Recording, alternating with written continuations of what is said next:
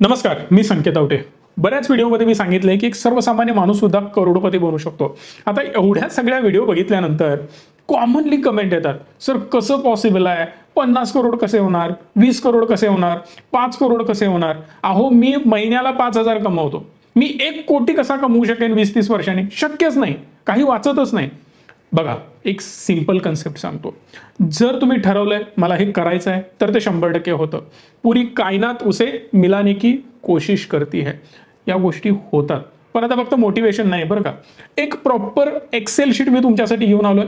तुम्हाला किती कमवायचे आहेत आणि त्यासाठी तुम्हाला काय करावं लागेल, ही सगळी कन्सेप्ट तुम्हाला या व्हिडिओच्या माध्यमातून क्लिअर होईल।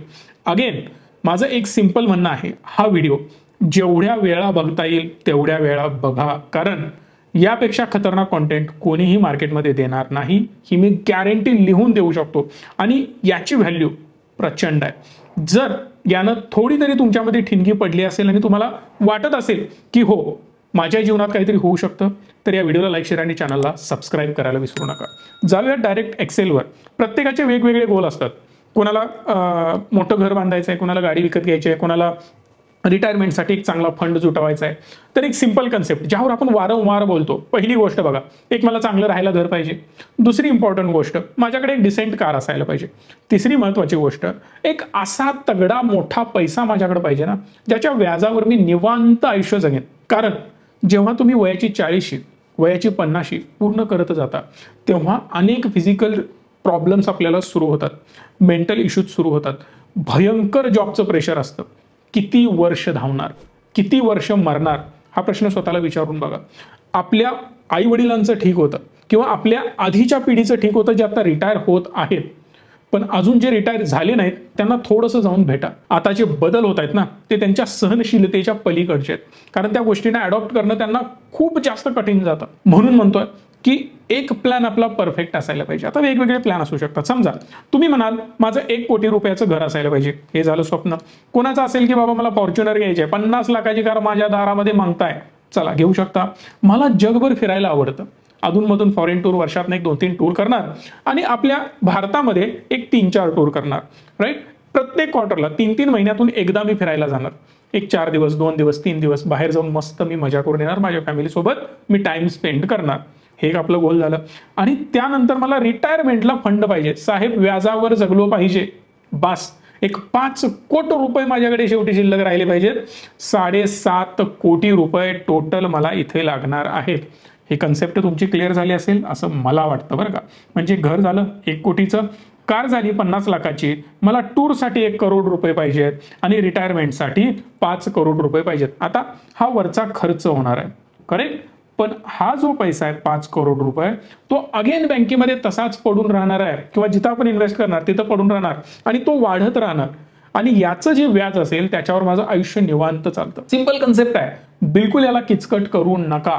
सो साध्या भाषेत जरी तुम्ही विचार केला की 5 कोटीला 10% गेला बाजार जरी मला इंटरेस्ट रेट मिळाला, तरी सुद्धा 50 लाख रुपये मला फक्त व्याज येणार आहे। लाखो रुपये महिन्याला जरी खर्च केला तरी पैसा संपणार नाही। रोज उठायचं, फॉर्च्युनर मध्ये बसायचं, 5 स्टार हॉटेलमध्ये जायचं, सकाळ संध्याकाळ जेवण करायचं विथ फॅमिली, परत घरी यायचं, तरी सुद्धा तो पैसा संपणार नाही। व्याज म्हणतोय मी, मुद्दलकडे बघायची गरज नाही। आता तो पैसा कसा वाढवायचा, कितीपर्यंत न्यायचा, SWP चे प्लॅन कसे असतात, हे सगळं मी मागच्या व्हिडिओमध्ये सांगितलंय। लिंक देतोय डिस्क्रिप्शन मध्ये, याची एक वेगळी प्लेलिस्ट बनवली आहे। पैशाकडे बघण्याचा दृष्टिकोन जोपर्यंत तुमचा बदलणार नाही, तोपर्यंत घरामध्ये माता लक्ष्मीचा वास राहणार नाही। स्वतःबद्दल निगेटिव्ह बोलायचं पहिला बंद करा, म्हणजे जगाला नावं ठेवू नका, पण पहिला स्वतःबद्दल निगेटिव्ह बोलू नका। अरे काय कसं चाललंय, काय नाही यार, पैशाची बोंब, अरे नको बोलू ना निगेटिव्ह। स्वतःबद्दल ऍटलिस्ट पॉझिटिव्ह राहा। हा प्रयत्न करतोय, स्ट्रॉंगली करतोय आणि मला माहित आहे गोल माझं काही महिन्यात, काही वर्षात पूर्ण होणार आहे, एवढं तरी ऍटलिस्ट बोला। हा कसं चाललंय रे, कोणीतरी विचारलं, हा छान मजेत, मला कधी पण विचारा तुम्ही, बढिया, 1 नंबर, हेच उत्तर असतं। समोर जरी 100 प्रॉब्लेम असतील ना, ते प्रॉब्लेम तुम्हाला सांगून काही उपयोग होणार आहे का? 100% होणार नाही। मग दोघांचाही मूड ऑफ करण्यापेक्षा पॉझिटिव्ह राहा, पॉझिटिव्ह बोला, पॉझिटिव्ह उत्तरं द्या, तेव्हाच तुमची पॉझिटिव्ह ग्रोथ होईल। हे झालं प्रवचन। अगेन येऊयात आपण आपल्या एक्सेल शीटवर, मुद्द्याचं बोला। जाऊयात डायरेक्ट मुद्द्यावर। मला सिंपली माझं गोल कितीचं बनलं, 7.5 कोटी रुपयांचं। 7.5 कोटी रुपयांचे रिटर्न्स मिळवण्यासाठी सिंपल आकडा मला गुंतवणूक करायला लागणार आहे तो म्हणजे 3,125 रुपये. आता तुम्ही म्हणाल आईला 3,125 रुपये इन्व्हेस्ट करून 7.5 कोटी मिळणार असेल तर याच्यापेक्षा भारी काहीच नाही. हो, होऊ शकतं. कसं हे मी तुम्हाला सांगतोय. आज प्रत्येकाची चिंता हीच असते की माझी सॅलरी 10,000 आहे, 20,000 आहे, 25,000 आहे, 50,000 आहे. तुम्ही स्वप्न दाखवताय 10 कोटीची, 20 कोटीची. आता स्वप्न मी दाखवत नाही, स्वप्न तुमचं आहे, त्याला पूर्ण कसं करायचं याचा रस्ता मी दाखवतो. हे काय पैसे तुम्ही मला आणून द्यायचे नाहीत, मी काय वाढवून तुम्हाला देणार नाहीये. माझं काम आहे फक्त तुम्हाला गाईड करणं, जे माझे सगळे क्लायंट करतायत. आणि आज खूप मोठे फोलिओज माझ्या एकापेक्षा एक क्लायंटचे आहेत आणि चांगले रिटर्नही ते कमवतायत. सगळे माझे क्लायंट, मी अभिमानानं सांगू शकतोय 99.9% क्लायंट आमचे खुश आहेत.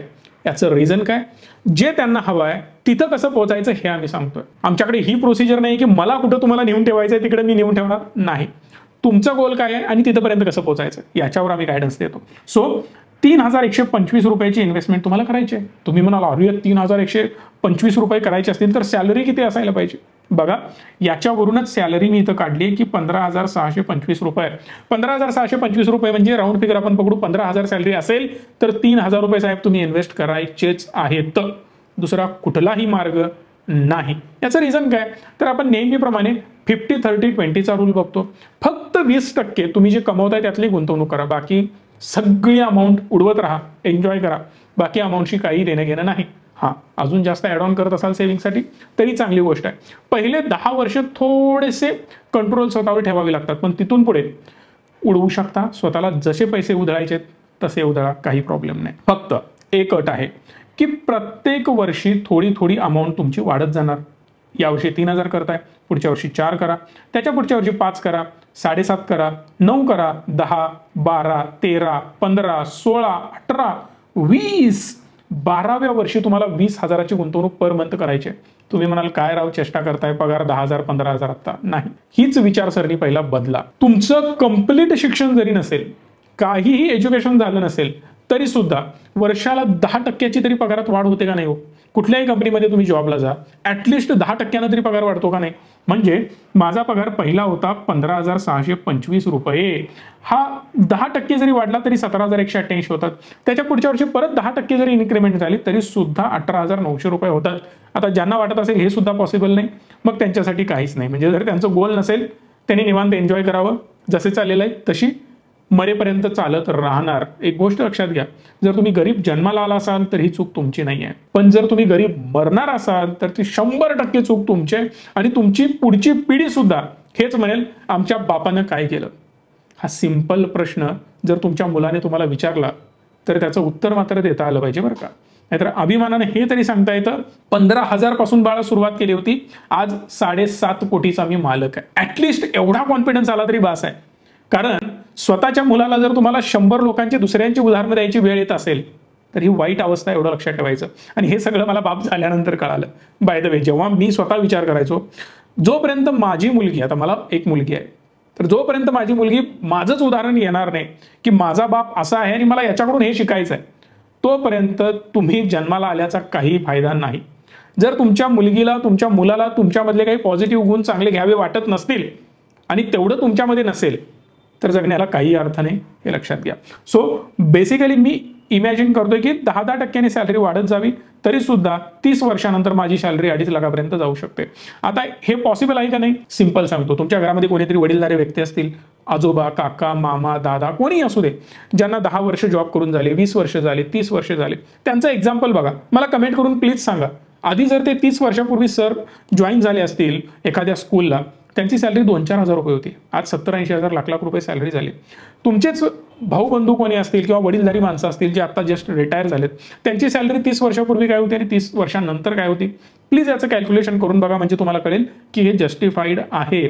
आज शेतामध्ये काम करणारी लोक सॅलरी घेतात 300 रुपये, 400 रुपये, 500 रुपये, पण 10 वर्षापूर्वीच जर तुम्ही बघितलं ना, हार्डली 100 रुपये त्यांना मिळत नसतील, 50 रुपये त्यांना मिळत नसतील. मी स्वतः बघितलं, 20 वर्षापूर्वी जर बघितलं तर 5 आणि 10 रुपये देत होते.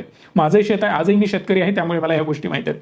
एकदा तुम्ही याचं कॅल्क्युलेशन करून बघा. सो अशा प्रकारे जेव्हा तुम्ही कॅल्क्युलेट करत खाली जाता तेव्हा ऑटोमॅटिकली तुमचा हा फंड वाढत जातो. आणि इथं तुम्ही बघू शकता 30व्या वर्षी तुमच्या हातामध्ये टोटल फंड 7,59,00,000 रुपये शिल्लक राहतात. आता हे झालं 7 कोटीवाल्याचं एक्झाम्पल. काही लोक काय म्हणतील, चला मला अति मोठं स्वप्न बघायचं नाहीये, मला रिटायरमेंट नंतर मोठा फंड नको आहे, मला इथं 2 कोटी जरी मिळाले इनफ आहे, मला 2 कोटीच्या वर अमाऊंट नको, किंवा जे मला कार घ्यायची आहे ती कार मला बास आहे, 10 लाखाची जरी मिळाली तरी बास होऊ शकते, त्याच्यापेक्षा जास्त मोठी अमाऊंट मला नको आहे. ठीक आहे. त्यानंतर तुम्हाला घर जे बांधायचं आहे ते घर सुद्धा मला मोठं बांधायचं नाहीये, मला हार्डली आत्ता जे घर मला बांधायचं आहे ते 1 कोटीच्या ऐवजी 50 लाखाचं बांधायचं आहे. ठीक आहे. 3,60,00,000ची अपेक्षा तुमची झाली. 3,60,00,000 जर तुम्हाला हवे असतील तर साहेब फक्त 1500 रुपयांनी तुम्हाला गुंतवणुकीची सुरुवात करायला पाहिजे. जर तुमची सॅलरी 7,500 रुपये जरी असली तरी सुद्धा तुम्ही खाली जाऊन इझिली 3,64,00,000 रुपये कमवू शकता, 3.5 कोटीचे मालक होऊ शकता. आता आपलं चुकतंय कुठे, 7,500 सॅलरी आहे हो, काय मिळणार मला, साठवायचं काय, खायचं काय, हा प्रश्न असतो. आता मी बिलकुल चेष्टा किंवा निंदा करत नाहीये, सेम 5,000 सॅलरी माझी पण होती, त्यामुळे बिलकुल हे असं म्हणू नका की हा आम्हाला क्रिटिसाइज करतोय किंवा काहीतरी आम्हाला घालून पाडून बोलण्याचा प्रयत्न करतो, बिलकुल नाही. माझं प्रत्येक वाक्य हे प्रूव्हन आहे, मी स्वतः फेस केलेलं आहे किंवा मी ते एक्सपिरियन्स केलेलं आहे किंवा मी ती उदाहरणं बघतोय, कारण रोज मी शेकडो लोकांना भेटतोय आणि बोलतो. त्यामुळे मला माहिती आहे काय होऊ शकतं आणि काय नाही. फक्त स्वतःवर विश्वास ठेवा, ही एक्सेल शीट 100% तुमच्यासाठी काम करणार. पण तेच स्वप्न कुणाचं तरी थोडंसं मोठं असेल की घर मला डायरेक्ट 5 कोटीचं बांधायचं आहे, रिटायरमेंटसाठी डायरेक्ट मला 12 कोटी रुपये हवेत, 18 कोटीची डिमांड झाली साहेब, काही हरकत नाही. जर तुम्ही टोटल 18 कोटी आता तुम्हाला कमवायचे असतील तर तुमची इन्व्हेस्टमेंट पर मंथ आता 7,500 रुपये जायला पाहिजे. मग तुम्ही भले 30,000 कमवत असला, आता इथं ऍक्च्युअली जर तुमची सॅलरी 37 असेल तर ठीक आहे, जरी समजा तुमची सॅलरी 15,000 असेल तरी सुद्धा तुम्ही 7,500 रुपये सेव्ह करू शकता. कदाचित तुमची पत्नी कमवत असेल, आई कमवत असेल, वडील कमवत असतील, भाऊ कमवत असेल, घरामध्ये मल्टिपल लोक असतील, आता सगळ्यांचा मिळून जरी 37,000 रुपये इन्कम असेल आणि त्यातले 7,500 जरी तुम्ही सेव्ह केले, वेल अँड गुड आहे ना. हळूहळू जाऊन तुमच्या फॅमिलीकडे शेवटी 18 कोटी रुपये शिल्लक राहतील. नेहमी लक्षात घ्या, आपण प्रॉब्लेम आपला कुठे असतो, इथं लगेच आपल्याला 10 वर्षात सगळं दिसायला पाहिजे. 10 वर्षामध्ये फक्त माझे 46 लाख रुपये झालेत, पण 20व्या वर्षी 3.5 कोटी रुपये झालेत आणि 30व्या वर्षी डायरेक्ट 18 कोटी झालेत. ही कंपाऊंडिंगची गेम लॉंग टर्म मध्ये खूप चांगली चालते. मग आजचं जीवन एकदम भिकाऱ्यासारखं जगा मी बिलकुल म्हणत नाही, पण एक 4-5 वर्ष पहिले खूप जास्त त्रास होईल, पण 5 वर्षानंतर एकदम तुम्ही हळूहळू रिलॅक्स होत जाल, कारण सेव्हिंग मोठं होत जाईल, अमाऊंट वाढत जाईल. यामध्ये 1ही रुपया मी लमसम पकडलेला नाही. जर आधीमध्ये बोनस झाला आणि 5-50 लाख रुपये जर तुम्ही ऍड करत गेला ना इनिशियल लेवलला, शेवटला जी अमाऊंट शिल्लक राहील 15-20 वर्षानंतर ना, ह्यूज अमाऊंट असेल. आणि मी म्हणतोय म्हणून सुरुवात करा. तुम्हाला काही मदत लागू दे इन्व्हेस्टमेंट रिलेटेड, या नंबरला कॉल करा, माझी टीम तुम्हाला मदत करेल, आम्ही मदत करू. कोल्हापूरला या, आपण भेटू शकतो अपॉइंटमेंट घेऊन, आपली भेट पण होऊ शकते जर तुम्हाला चांगलं गोल मोठं पुढे जाऊन अचीव करायचं असेल तर.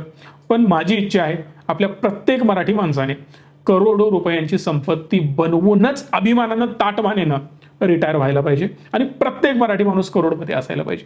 हे एक माझं स्वप्न आहे. मग यासाठी तुम्हालाच प्रयत्न करायचे.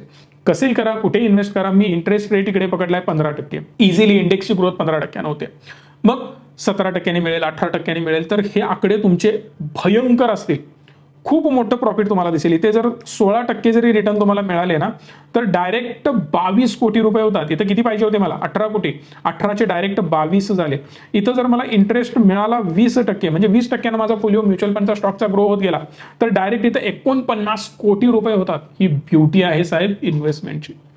एकदा करून बघा, सुरुवात करा, 5-7 वर्षानंतर तुम्हाला कळेल ही एक वेगळीच जादू आहे.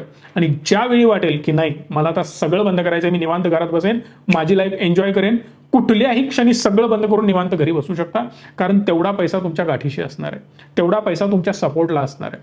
आणि जर हे असेल तर आपण काहीही करू शकतो. जर हा व्हिडिओ तुम्हाला आवडला असेल आणि पटला असेल तर पहिलं काम करा, मॅक्सिमम लोकांपर्यंत पोहोचवा. प्रत्येकाला कळायला पाहिजे की कशा प्रकारे आपण स्वतःला ग्रो करू शकतो. तुमचा प्रत्येक मित्र, मैत्रीण, रिलेटिव्ह सगळ्यांनी ग्रो व्हावं ही जर अपेक्षा असेल तर एक शेअर इनफ आहे. धन्यवाद. Stay tune and stay positive.